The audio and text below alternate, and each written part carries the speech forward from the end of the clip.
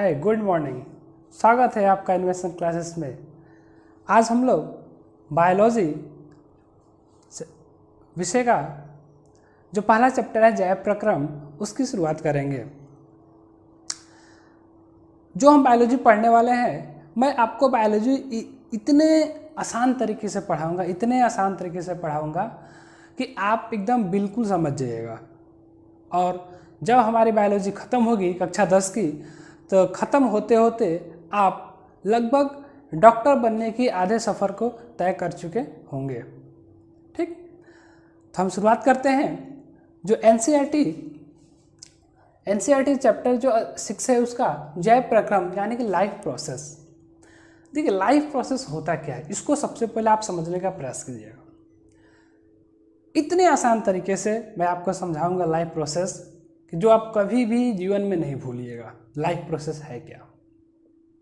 चलिए बात करते हैं। सोचिए कि जब आप सुबह में उठते हैं तो आप दिन की शुरुआत कैसे करते हैं? आपका जो डेली रूटीन होता है वो कैसा होता है? सबसे पहले वो सुबह उठते हैं। सुबह उठने के बाद हम लोग मल त्याग करने के लिए जाते हैं। उसके बाद हम लोग जो भी अपना नित्यक्रम होता है उसको करने के बाद हम लोग भोजन करते हैं। भोजन करने के बाद हमें क्या आवश्यकता होती है? हम जो भोजन खाते हैं या करते हैं, वो भोजन क्या होता है? वो भोजन हमारे शरीर में जाता है। फिर उसके बाद हम साथ में एक चीज़ और करते हैं, श्वसन की क्रिया भी करते हैं। तो श्वसन की क्रिया में होता क्या है? श्वसन की क्रिया में होता है कि जो भी हम भोजन करते हैं, यानी जो भी हम पोषक तत्व लेते हैं, जो भी हम पोषण लेते हैं, वो भोजन क्या होता है? उस भोजन का ऑक्सीडेशन और रिडक्शन होता है, यानी अपचयन और उपचयन की क्रियाएं होती हैं हमारे शरीर के अंदर श्वसन के दौरान, जिससे क्या होती है? ऊर्जा मिलती है, एनर्जी मिलती है, और उस ऊर्जा का उपयोग हम अपने विभिन्न कार्यों को करने में खर्च करते हैं। हो गया। इसके बाद ऊर्जा मिल गई, भोजन कर ले, ऊर्जा मिल गई, श्वसन की क्रिया भी हो गई हमारी। श्वसन की क्रिया के बाद बारी आती है कि आखिर में जो हमने भोजन किया, वो भोजन हमारे शरीर के विभिन्न अंगों में पहुंचता कैसे है? ऐसा थोड़ी ना कि सारा काम हम लोग खाते तो मुंह से हैं, लेकिन मुंह से कोई काम होता है? बोलने के अलावा कोई काम नहीं होता है, ठीक ना। लेकिन हाँ, एक बात है, बहुत लोग ऐसे भी होते हैं जो मुंह के द्वारा ही सारा काम कर देते हैं, ठीक ना। लेकिन मुंह के द्वारा तो सारा काम होगा नहीं, हम हाथ की आवश्यकता होती है, पैर की आवश्यकता है, ठीक ना। आखिर में जो हमारे हाथ में एनर्जी आती है, जो पैर में एनर्जी आती है, ये सारी एनर्जी हाथ पैर में कैसे चली जाती है, ठीक ना। तो जो भोजन का जब अवशोषण होता है, तो परिवहन के माध्यम से जो रक्त होता है, रक्त के साथ जो भी पोषक तत्व होते हैं, वो मिलकर हमारे शरीर के विभिन्न अंगों तक पहुँचते हैं, विभिन्न ऊतकों तक पहुँचते हैं, विभिन्न कोशिकाओं तक पहुँचते हैं, ठीक। और कोशिकाओं में माइटोकॉन्ड्रिया जो होता है, वहाँ पर श्वसन की क्रिया होती है, जिसके फलस्वरूप ऊर्जा मिलती है, और उस ऊर्जा का उपयोग हम लोग अपने दैनिक जीवन में किसी भी कार्य के संपादन के लिए करते हैं, ठीक। हमने क्या सीखा? क्या क्या बातें आई? सबसे पहला बात जीवन प्रक्रिया में आता है कि हम लोग इसमें क्या करते हैं। सबसे पहली बात कि भोजन की बात करते हैं। भोजन की बात करें, इसके अलावा इसके लिए हम लोग ले सकते हैं पोषण, ठीक ना। जो भी हम लोग भोजन ग्रहण करते हैं, जल ग्रहण करते हैं, इसी को हम लोग पोषण कहते हैं। ये जो प्रक्रिया होती है ग्रहण करने की, भोजन जल, यही पोषण कहलाती है, ठीक। पोषण हो गया। पोषण के बाद कौन सी क्रिया आती है? श्वसन हम लोग करते हैं। बिना सांस लिए हम लोग जिंदा रह सकते हैं? नहीं रह सकते हैं। तो श्वसन एक बहुत ही इंपॉर्टेंट होता है, जिसके फलस्वरूप हमें ऊर्जा प्राप्त होती है। इसके बाद आती है बारी परिवहन की, और परिवहन के बाद आता है उत्सर्जन, ठीक ना। देखिए, तो जो हमारे जीवन प्रक्रिया होती है, जो हमारे डेली का रूटीन होता है, डेली के रूटीन में आप देखिए तो सारी क्रियाएं करते हैं कि नहीं करते हैं, ठीक ना। तो यही जो सारी क्रियाएं हैं, जो जीवन प्रक्रिया है आपकी, वही आपका कहलाता है जैव प्रक्रम या लाइफ प्रोसेस, ठीक है। अब देखिए, अगर हम जैव प्रक्रम को शुरू करते हैं, तो शुरू करने से पहले सबसे जो पहला आपको यहाँ पर चीज समझना होगा कि सजीव और निर्जीव क्या होता है। सजीव और निर्जीव क्या होते हैं? सजीव और निर्जीव में वैसे कौन से लक्षण पाए जाते हैं जिनके आधार पर आप ये डिसाइड कर पाएंगे कि कौन सजीव है और कौन निर्जीव है। अगर हम बात करें मनुष्य की, आप जानवरों को देखते हैं चिल्लाते हुए, दौड़ते हुए, कुत्ते को देखा होगा भौंकते हुए, ठीक ना। तो इन आधारों पर आप कह सकते हैं कि वो सजीव है। लेकिन पेड़ पौधे तो नहीं बोलते हैं ना, आप उनको कहिए, कैसे कहिए कि वो सजीव है?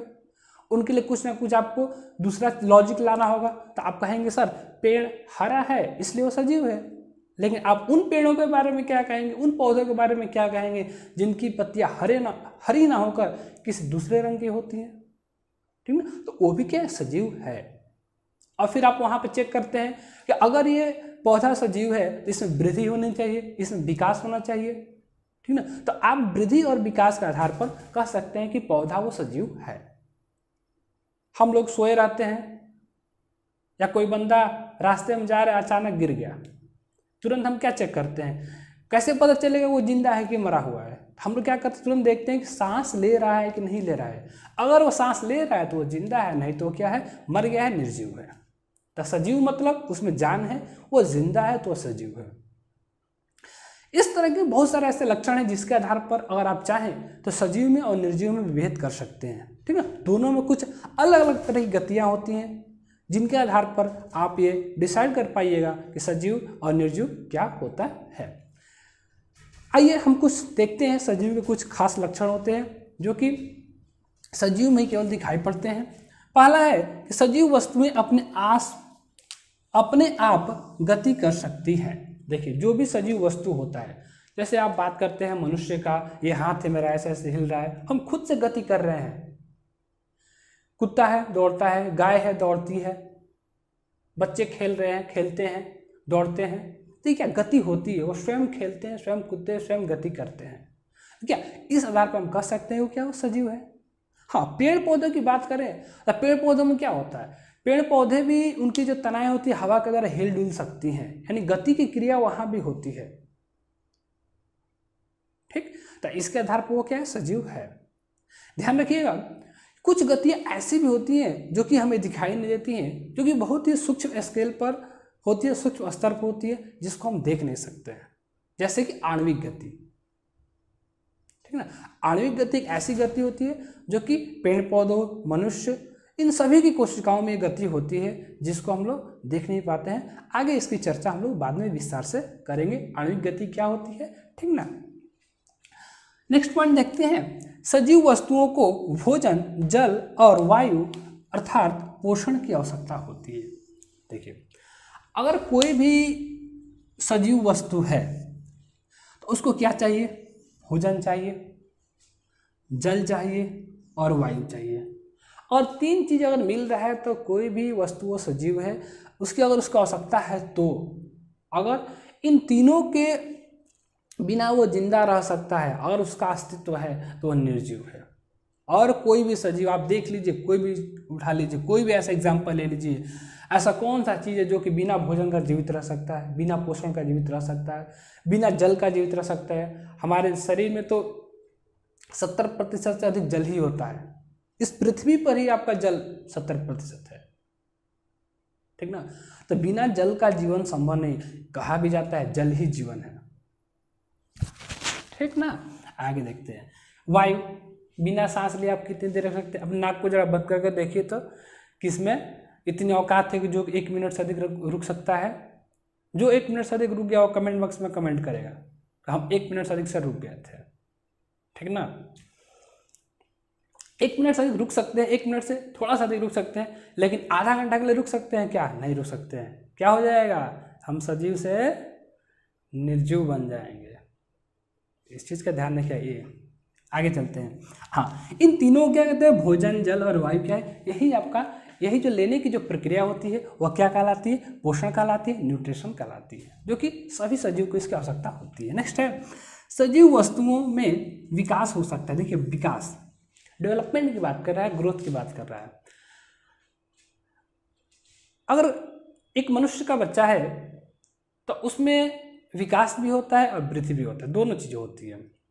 विकास करने का मतलब कि उसकी जो बौद्धिक क्षमता होती है उसमें वृद्धि होती है, उसका विकास होता है, उसके शरीर के विभिन्न अंगों का विकास होता है, पेड़ पौधे भी छोटा सा बीज होता है, छोटा सा बीज सोचिए कितना बड़ा एक विशाल वृक्ष बन जाता है। तो आप देख सकते हैं कि जो भी वो सजीव है तो वहाँ पर विकास होगा। क्या यह पेन जो है मार्कर, इसको हम साल भर छोड़ देते हैं, इसमें खूब स्याही भर कर छोड़ देते हैं, ऐसा कभी हो सकता है क्या कि इसकी लंबाई बढ़ जाए? नहीं संभव है, क्योंकि ये निर्जीव है। अगर सजीव है तो उसमें विकास जरूर होगा, उसमें वृद्धि जरूर होगी, वृद्धि का गुण अवश्य ही पाया जाएगा।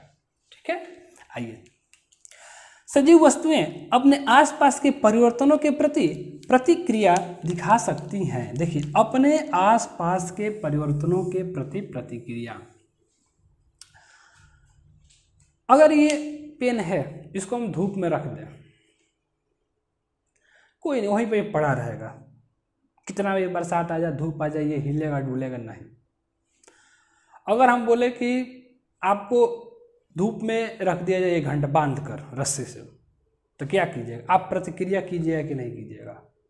तुरंत बेचैन हो जाएगा, धूप लगने लगेगा तो पानी की कमी हो जाएगी शरीर में, ठीक ना। तो जो भी अगर सजीव है, तो सजीव के आसपास का जो वातावरण होता है, वातावरण के साथ वह कुछ ना कुछ प्रतिक्रिया करता है। अगर उसके अनुकूल परिस्थिति है तो ठीक है, अगर अनुकूल परिस्थिति नहीं है, प्रतिकूल परिस्थितियां हैं, तो फिर वो कुछ ना कुछ वो क्रिया करता है, कुछ ना कुछ वो ऐसा करेगा ताकि वो सेफ जोन में वो पहुंचे। हम लोग देखे हैं कि जो गिरगिट होती है या जो छिपकली होती है, नॉर्मली गिरगिट जो होते हैं, गिरगिट रंग बदलता है।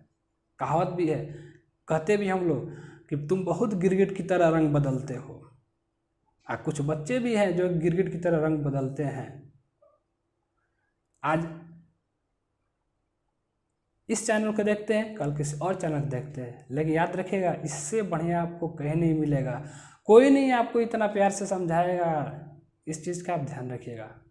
इसलिए हमारे वीडियो को लाइक करें, शेयर करें, कमेंट करें, ये सारी चीज़ें नेसेसरी हैं। जैसे आपका सजीव वस्तु के लिए पोषण, श्वसन, परिवहन, उत्सर्जन जरूरी है, उसी तरह यूट्यूब चैनल के लिए क्या लाइक, शेयर, कमेंट और सब्सक्राइब करना बहुत ही जरूरी है।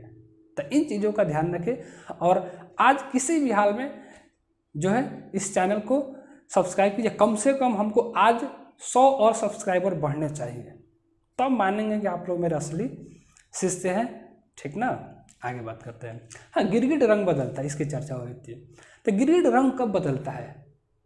जैसे बरसात का जब दिन आता है तो चारों तरफ पर्यावरण जो होता है हरा भरा हो जाता है, उस समय जो गिरगिट होता है वो हरे कलर का हो जाता है ताकि दुश्मनों से वो बच सके।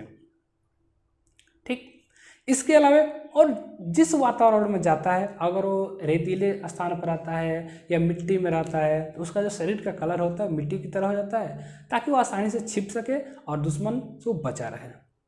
इसके अलावा बहुत सारे ऐसे पेड़ पौधे होते हैं जो कि वातावरण के प्रति कुछ ना कुछ प्रतिक्रिया करते हैं।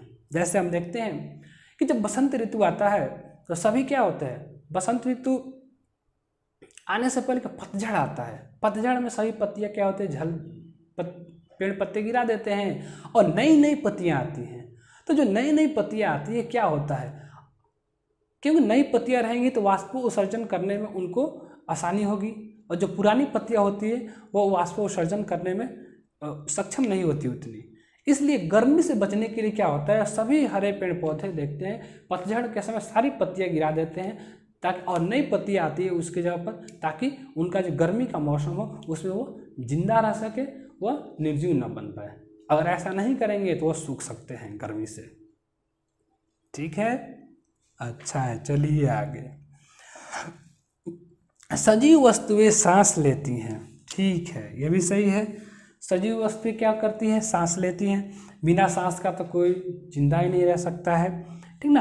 तथा भोजन से ऊर्जा निर्मित करते हैं। आपको मैंने बताया अभी थोड़ी देर पहले कि श्वसन होता क्या है, श्वसन में जो हम भोजन करते हैं तो भोजन का अपचयन और उपचयन दोनों होता है, और उसी के फलस्वरूप क्या होती है, ऊर्जा बनती है एटीपी में, जो कि मुक्त होती है, और कोशिकाएं उसी को ऊतकों के पास भेजती हैं, ऊतक उसी का इस्तेमाल करता है कार्य करने के लिए।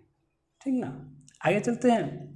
सजीव वस्तुएं मल उत्सर्जित करती हैं, यानी कि उत्सर्जन का कार्य करती हैं। यहाँ पे देखिए उत्सर्जन, मलोत्सर्जित, यानी कि जो भी शरीर का बेकार अपशिष्ट पदार्थ होता है, जब श्वसन की क्रिया होती है, जब ऑक्सीडेशन रिडक्शन होता है, भोजन जब पचता है, तो उसके दौरान कुछ बाय प्रोडक्ट भी बनते हैं, सह उत्पाद भी बनते हैं, जो कि शरीर के लिए बहुत ही नुकसानदायक होते हैं और शरीर से बाहर निकालना वो बहुत ही जरूरी होता है। पेड़ पौधों में ये चीज़ें होती हैं और मनुष्य में भी और जीव जंतुओं में भी ये चीज़ें होती हैं, ठीक ना। तो जो भी शरीर का अपशिष्ट पदार्थ होता है उसका निष्कासन बहुत ही जरूरी होता है, इसलिए मलोत्सर्जित करने एक बहुत ही इंपॉर्टेंट प्रोसेस है। सजीव वस्तुएं प्रजनन कर सकती हैं। देखिए, सजीव वस्तु का एक सबसे खास गुण है कि प्रजनन कर सकती हैं। पेड़ पौधे भी हैं, मनुष्य भी है, जो भी जीव जंतु आपको दिखाई दे रहा है पूरी सृष्टि में, सभी में प्रजनन करने की क्षमता पाई जाती है, लेकिन निर्जीव वस्तुओं में प्रजनन करने की क्षमता नहीं पाई जाती है, ठीक। तो अब देखिए, ये जो मैंने आपको 7 प्रमुख लक्षण बताया जो सजीव वस्तुओं के, आप इन्हीं लक्षणों के आधार पर आसानी से यह विभेद कर सकते हैं कि कौन सी वस्तु सजीव है, कौन सी वस्तु निर्जीव है। मैं आशा करूंगा कि सजीव और निर्जीव का जो अंतर होता है आप इसको खूब अच्छी तरह से समझ चुके हैं, ठीक है। अब हम लोग क्लास को आगे बढ़ाते हैं और इसमें देखते हैं कि जो भी बायोलॉजिकल प्रोसेस है, इसको हम लोग जैविक क्रियाएं भी बोलते हैं, बायोलॉजिकल प्रोसेस भी बोलते हैं, यही वो बायोलॉजिकल प्रोसेस है जिसके आधार पर सजीव को हम सजीव कहते हैं। अब हम लोग बात कर रहे थे कि आणविक गति क्या होती है, इसकी चर्चा करते हैं। ठीक है, जीवों में जो गतियां होती हैं वो गतियां कई तरह की होती है। कुछ ऐसी भी गतियां होती है जिसके आधार पर आप ये नहीं कह सकते हैं कौन सजीव है कौन निर्जीव है। जैसे वायरस, विषाणु जो होता है आपका, जो वायरस होता है, जो विषाणु होता है, हाँ, विषाणु से कौन परिचित नहीं है भाई। कोविड-19 तो गर्दा किया है, कोरोना वायरस एकदम गर्दा उखाड़े हुए आजकल, ठीक ना। बच्चा बच्चा जानता है कि कुछ ना कुछ वायरस होता है, और वायरस का नाम पूछा जाए 2-4 वायरस का नाम बताओ तो कुछ नहीं याद होगा, तो कम से कम कोरोना वायरस का नाम जरूर याद रखेगा, ठीक ना। इस कोरोना की वजह से बताइए हम लोग का क्लास कितना डिस्टर्ब हुआ, हमारी पढ़ाई कितनी बाधित हो गई आप, लेकिन फिर भी चलिए हम लोग क्लास कर रहे हैं, क्लास हमारी जारी है। कोरोना आए चाहे कुछ भी आए, हम लोग पढ़ना नहीं छोड़ेंगे, हम डॉक्टर बनेंगे। डॉक्टर बनने के बाद इस तरह के जितने भी वायरस आएंगे उनके लिए दवाइयाँ बनाएंगे और इसको दूर रखेंगे, ठीक है। देखिए, जीवों में जो आणविक गति पाई जाती है उसकी चर्चा करना है हमको। देखिए, आणविक गति होती क्या है। सबसे पहले सोचिए कि मनुष्य का जो शरीर बनता है या पेड़ पौधों का जो शरीर बनता है, इसमें बहुत सारे ऑर्गन्स होते हैं, अंग तंत्र होते हैं। और जो अंग बनता है, जो ऑर्गन बनते हैं, वो कैसे बनते हैं? ऊतकों के द्वारा बनते हैं। ऊतकों का निर्माण कैसे होता है? कोशिकाओं के द्वारा होता है। ये सारी चीजें आप 9th क्लास में पढ़ कर आए हैं, जो सेल चैप्टर था पहला, उन सारी चीजें आप पढ़े हैं। कोशिका बन गया, कोशिका के अंदर आपने पढ़ा होगा कोशिका के बहुत सारे कोशिकांग होते हैं। कोशिका में बहुत सारी चीज़ें पाई जाती हैं, उसमें प्रोटोप्लाज्म पाया जाता था, यानी जीव द्रव्य, ठीक ना। माइटोकॉन्ड्रिया होता था, राइबोसोम होता था, लाइसोसोम होता था, एंडोप्लाज्मिक रेटिकुलम होता था जिसको अंतःप्रद्रव्यीय जालिका बोलते थे, ठीक ना। बहुत सारे प्रोटीन कण होते थे, DNA होता था, ठीक ना, जीन होते थे। ये बहुत सारी चीज़ें होती थी जो कि हमारी कोशिका के अंदर पाई जाती थी। कोशिका केंद्रक भी होता था। तो कोशिका में जो जीव द्रव्य पाया जाता था उसमें हम लोग पढ़े थे कि छोटे छोटे पार्टिकल पाए जाते हैं, और जो पार्टिकल होते हैं वह इधर से उधर उसमें गति करते रहते हैं, मोशन में रहते हैं, आणविक गति होती रहती है। वह एक कोशिकांग से निकल के दूसरे कोशिकांग में प्रवेश करते रहते हैं, ठीक ना। तो यह जो आणविक गति होती है, बहुत सारे ऐसे जीव होते हैं उनमें ये होती है, लेकिन हम उसको देख नहीं सकते हैं। उसके लिए हमको इलेक्ट्रॉन सूक्ष्मदर्शी का प्रयोग करना पड़ेगा, तब उसको हम देख सकते हैं, नहीं तो नहीं देख सकते हैं, ठीक ना। तो अब बनता है बात कि वैसे भी तो जीव हैं जिनमें ये गतियाँ होती हैं और उनको हम देख नहीं पाते, लेकिन वो भी क्या है? सजीव है। याद रखिएगा, वायरस जो कोविड-19 है, जो कोरोना वायरस है जो फेमस हुआ है,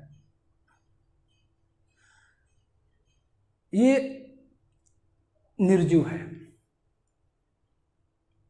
आप सोच रहे होंगे यह निर्जीव है, कैसे है सर?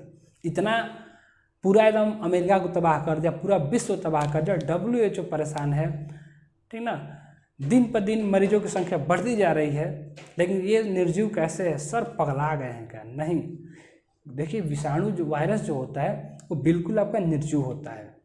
उसमें जब तक वो किसी दूसरे शरीर के कोशिका में प्रवेश नहीं करता है तब तक उसमें कोई भी मॉलिक्यूलर मूवमेंट नहीं होता है, आणविक गति नहीं होती है। जैसे ही किसी वो दूसरे के शरीर में प्रवेश करता है, उसके कोशिका में प्रवेश करता है, तुरंत उसकी गति क्या होती है? आणविक गति शुरू हो जाती है और बहुत तेजी से वृद्धि करता है, ठीक ना। यही वजह है कि आज तक हम लोग जो विषाणु है, जो वायरस है, उसको हम निर्जीव मान कर चलते हैं, उसको हम लोग सजीव नहीं मानते हैं, ठीक ना। तब तक वो निर्जीव है जब तक कि किसी दूसरे शरीर में वो प्रवेश ना करे। जैसे ही दूसरे के शरीर में प्रवेश करता है वो अब सजीव हो चुका है, वो अपना काम करना शुरू कर देगा। अब उसको आप रोक नहीं सकते हैं बिना दवा के, ठीक ना। अब देखिए जो भी आणविक गतियाँ होती है, ये जो आणविक गति है जीवन के संचालन के लिए बहुत ही आवश्यक है। बिना इस आणविक गति के जीवन का जो संचालन है संभव नहीं है। और आणविक गति नहीं होगा तो जो जीव द्रव्य है, जो प्रोटोप्लाज्म है, उसमें से बहुत सारे ऐसे पदार्थ होते हैं जो कि बाहर नहीं निकल पाएंगे। बहुत सारे पोषक तत्व होते हैं, एक अंग से दूसरे अंग में, एक कोशिका से दूसरे कोशिका में प्रवेश करते हैं, प्रवेश नहीं कर पाएंगे, ठीक ना। तो सारी जो हमारी जैव प्रक्रिया है, जो जीवन की प्रक्रिया, पोषण, श्वसन, परिवहन, उत्सर्जन, सारी क्रियाएं क्या है? बाधित हो जाएंगी बिना आणविक गति। इसलिए आणविक गति जो है वो बहुत ही आवश्यक है हमारे जीवन के लिए, जीव के लिए। आइए एक हम एक प्रश्न लेते हैं। क्वेश्चन आपका है कि जीवन के लिए आणविक गतियाँ क्यों आवश्यक है तथा जीवों के शरीर को मरम्मत तथा अनुरक्षण की आवश्यकता क्यों होती है। प्रश्न क्या है आपका, फिर सुन लीजिएगा कि जीवन के लिए आणविक जो गतियाँ होती हैं, जो मॉलिक्यूलर जो मोशन होता है, वो क्यों आवश्यक है। दूसरा बात कि जीवों के शरीर को मरम्मत तथा अनुरक्षण की आवश्यकता क्यों होती है। जो हमारा शरीर होता है उसको मरम्मत की आवश्यकता और अनुरक्षण की आवश्यकता क्यों होती है, इस प्रश्न का जवाब हमको ढूंढना है। इस पर आप सोचिएगा, 5 मिनट सोचिएगा, 10 मिनट सोचिएगा और इसके बारे में आपको लिखना है। मैं इसके बारे में आपको थोड़ा बहुत चर्चा कर देता हूँ और आपको फिर पढ़कर किताब NCERT किताब पढ़िएगा, ठीक ना। और भी कोई बुक अवेलेबल हो तो आप उसको पढ़िएगा, आप इस पर लिखिएगा क्या आवश्यक है। देखिए अगर सजीव की बात करें तो सजीव की जो शारीरिक संरचना होती है वह सुसंगठित होती है, वो बिल्कुल एक व्यवस्थित तरीके से बनाई जाती है।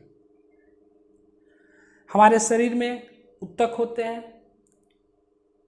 उत्तक कोशिकाओं से मिलकर बनता है, यानी उत्तकों में कोशिकाएं पाई जाती हैं। कोशिकाओं में बहुत सारे कोशिकाएं, mitochondria, lysosome, ribosome, endoplasmic reticulum इत्यादि चीजें पाई जाती हैं।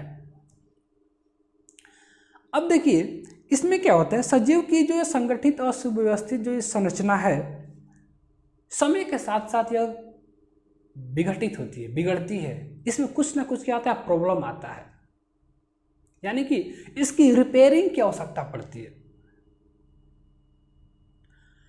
तो हम कह सकते हैं कि जो हमारा हमने पिछली कक्षा में पढ़ा भी था कि हमारे शरीर में कोशिकाएं बनती भी हैं और जो कोशिकाएं पुरानी होती हैं तो फिर वो नष्ट होती जाती हैं, और लाइसोसोम क्या करता था, उसको उसका पाचन करता था, उसको नष्ट करता था।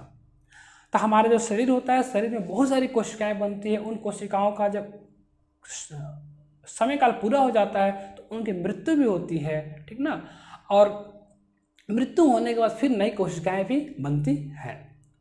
ये जो प्रोसेस है आपका निरंतर चलते रहता है, यानी कि जो जीव होता है, जीव का जो शरीर होता है, जीव के शरीर में मरम्मत तथा अनुरक्षण की आवश्यकता, इसकी जो प्रक्रिया होती है, मरम्मत तथा अनुरक्षण की जो प्रक्रिया होती है, यह हमेशा क्या होती है, चलती रहती है, ठीक ना। यही जो मरम्मत तथा अनुरक्षण की जो प्रक्रिया है, यही प्रक्रिया क्या कहलाती है, जैव प्रक्रम कहलाती है। किसी भी जीव के शरीर में यह जो जैव प्रक्रम की प्रक्रिया है, जो मरम्मत की प्रक्रिया होती है, जो अनुरक्षण की प्रक्रिया होती है, मेंटेनेंस जिसको बोलते हैं, वह प्रक्रिया चलती रहती है और यही क्या कहलाता है, जैव प्रक्रम कहलाता है। ठीक है। अब यहाँ से आपसे पूछेगा कि जैव प्रक्रम की परिभाषा क्या होगी, तो आप जैव प्रक्रम का परिभाषा दे सकते हैं कि जैव प्रक्रम वैसी प्रक्रिया है जिसके द्वारा सजीव के शरीर का मरम्मत और अनुरक्षण होता है। या ऐसे भी कह सकते हैं, सजीव के शरीर के मरम्मत और अनुरक्षण की प्रक्रम को हम लोग जैव प्रक्रम कहते हैं। ठीक ना, जैव प्रक्रम आपका यही होता है। अब देखिए एक दूसरा प्रश्न था इसमें कि आणविक गतियां क्यों आवश्यक है। आपको मालूम है जैव प्रक्रम में हम लोग पढ़ते क्या है, पोषण, श्वसन, परिवहन, उत्सर्जन, यही 4 टॉपिक है आपको पढ़ना। जो भी ये 4 टॉपिक है, पोषण की बात करते हैं, श्वसन की बात करते हैं, परिवहन की बात करते हैं, उत्सर्जन की बात करते हैं, ये सारा जो फंक्शन होता है किस स्तर पर होता है, मॉलिक्यूलर स्तर पर होता है, एकदम आणविक स्तर पर होता है। और अगर आणविक गति को रोक दी जाए तो ये सारा जो प्रोसेस है क्या वो रुक जाएगा। इसलिए इन सारे प्रोसेस को सुचारू रूप से जारी रखने के लिए, लाइफ प्रोसेस को चलाने के लिए, जैव प्रक्रम को चलाने के लिए आणविक गतियाँ क्या है, बहुत ही जरूरी है, आवश्यक है। बिना आणविक गति का जैव प्रक्रम संभव ही नहीं है। ये जो प्रक्रम, जो साइकिल है, ये क्या है, वो टूट जाएगा। ठीक ना, तो हमको इसका जवाब मिल गया कि आणविक गतियाँ क्या आवश्यक है और जीवों में के शरीर को मरम्मत तथा अनुरक्षण की आवश्यकता क्यों पड़ती है। और मरम्मत नहीं कराइएगा, अनुरक्षण नहीं कीजिएगा, शरीर क्या हो जाएगा, तुरंत कमजोर हो जाएगा और आप समय से पहले आपकी क्या हो जाएगी, मृत्यु हो जाएगी। ठीक ना, रिपेयरिंग कराना बहुत ज़रूरी है। हम लोग जो बाइक होती है, जो गाड़ी होती है, उसका हम लोग रिपेयरिंग नहीं कराते हैं समय समय पर, और नहीं कराएंगे तो क्या होगा, धीरे धीरे जल्द ही खराब हो जाएगा सब कुछ। ठीक ना, इसलिए अनुरक्षण की आवश्यकता है। धूप से हम लोग बच कर चलते हैं, छाता लेकर चलते हैं ताकि शरीर हमारा ठीक रहे। ठीक ना, अब आगे चलते हैं। अब है कि जीवन के अनुरक्षण के जो भी ये प्रमुख प्रक्रम जो पोषण है, श्वसन है, परिवहन है, उत्सर्जन है, इनके बारे में चर्चा कर लेते हैं कि ये क्या होते हैं। पहले इसकी चर्चा हम शॉर्ट में करेंगे, फिर बारी बारी से इनकी चर्चा हम लोग डिटेल में करेंगे। ठीक, आइए जैव प्रक्रम के जो 4 स्तंभ हैं उनकी हम चर्चा कर लेते हैं बारी बारी से, थोड़ा सा डिटेल में, थोड़ा सा यहाँ पढ़ेंगे और इन सारे टॉपिक का अध्ययन हम लोग विस्तार में बारी बारी से करते जाएंगे। ठीक ना, सबसे जो पहला टॉपिक आता है इसमें पोषण आता है। अगर कोई भी सजीव है तो सजीव को अपने कार्य का संपादन करने के लिए क्या होता है, ऊर्जा की आवश्यकता होती है। और ऊर्जा हमें कहाँ से प्राप्त होती है, भोजन के द्वारा प्राप्त होती है। और भोजन करने की जो प्रक्रिया होती है, भोजन को प्राप्त करने का जो प्रोसेस होता है, वही प्रोसेस क्या कहलाता है, पोषण कहलाता है। ठीक ना, भोजन प्राप्त करने का जो भी तरीका होता है, जो भी उसकी विधि है, वही तरीका क्या कहलाता है, आपका पोषण कहलाता है। फिर से याद रखिएगा कि किसी भी जीव में जीवन के अनुरक्षण के लिए, ठीक ना, ऊर्जा की आवश्यकता होती है और वह ऊर्जा हमें भोजन के द्वारा प्राप्त होती है। भोजन प्राप्त करने का जो प्रोसेस होता है, जो तरीका होता है, वही क्या, पोषण कहलाता है। इतना लाइन जो अपने नोटबुक में नोट कर लीजिएगा। श्वसन की बात करते हैं, रेस्पिरेशन की बात करते हैं। श्वसन क्या होता है, जो भी हम भोजन करते हैं तो उस भोजन का जटिल अणुओं से सरल अणुओं में टूटना, जटिल अणुओं से सरल अणुओं में टूटना, ऐसे भी कह सकते हैं। पोषण द्वारा प्राप्त भोजन का जटिल अणुओं से सरल अणुओं में टूटना और ऑक्सीजन की उपस्थिति में श्वसन क्रिया का होना, यानी कि उपचयन तथा अपचयन का होना ही क्या कहलाता है, आपका श्वसन कहलाता है। याद रखें, श्वसन की प्रक्रिया में ऑक्सीजन एक बहुत ही जरूरी चीज़ है। बिना ऑक्सीजन का श्वसन संभव नहीं है। ठीक है, नोट कर लीजिएगा। परिवहन की बात करते हैं। जो भी श्वसन क्रिया जब कंप्लीट हो जाती है तो जो भी वहाँ से ऊर्जा निकलती है, जो भी पोषक तत्व होते हैं, उन पोषक तत्वों का शरीर के विभिन्न अंगों में जो परिवहन होता है, जो भेजा जाता है जिन अंग तंत्रों के द्वारा, उसे हम लोग परिवहन तंत्र कहते हैं। और यह जो प्रोसेस होता है वह परिवहन कहलाता है, ट्रांसपोर्टेशन कहलाता है। और आखिरी में होता है उत्सर्जन, यानी कि जो भी ये जैविक क्रियाएं होती हैं, जो भी ये प्रोसेस होता है, इस प्रोसेस के दौरान क्या होते हैं, हमारे शरीर में कुछ अपशिष्ट पदार्थ भी बनते हैं जो कि हमारे शरीर के लिए बहुत ही खतरनाक होते हैं, हानिकारक होते हैं। अतः शरीर से बाहर निकालना बहुत ही जरूरी होता है। और यह जो प्रक्रिया होती है, बेकार पदार्थों को, अपशिष्ट पदार्थों को शरीर से बाहर निकालने की जो प्रक्रिया होती है वह क्या कहलाती है, उत्सर्जन कहलाती है। ठीक है, आज हम लोग यहीं पर समाप्त करते हैं। कल से हम लोग अगले वीडियो में हम लोग पोषण के बारे में डिटेल में पढ़ेंगे। पोषण क्या होता है, पोषण की कौन सी विधियां होती हैं, ठीक ना, इन सब सारी चीज़ों की हम लोग चर्चा करेंगे। मैं आपको कुछ क्वेश्चन भी दे दूंगा व्हाट्सएप के द्वारा और आप उसको बनाकर व्हाट्सएप पे फिर वापस सेंड कर दीजिएगा। जिन लोगों को मेरा व्हाट्सएप नंबर नहीं मालूम है, मैं अपना नंबर भी दे देता हूँ। व्हाट्सएप नंबर क्या है मेरा, लिख लीजिएगा,